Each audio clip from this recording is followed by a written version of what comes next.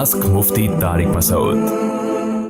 अगर माहाना तनख्वाह मिल रही हो और मर्द अगर 1 साल इसे जमा करता रहे किसी काम की गर्ज से, तो क्या फिर भी इस पर ज़कात अदा करना लाजमी होगी?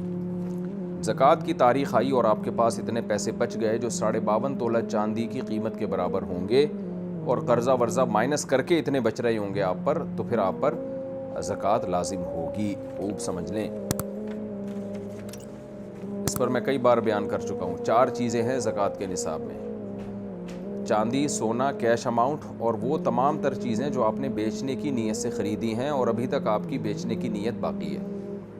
तो इन चारों चीज़ों का मजमुआ अगर ज़कात वाली तारीख़ के दिन 52.5 तोला चांदी के बराबर हुआ तो आप पर ज़कात वाजिब होगी। मिसाल के तौर पर कैश अमाउंट कम है लेकिन कुछ गोल्ड पड़ा हुआ है, कुछ चांदी पड़ी हुई है, वो मिला के भी अगर 52.5 तोला चांदी के बराबर पहुँचता है ना निसाब, तो भी ज़कात वाजिब होगी।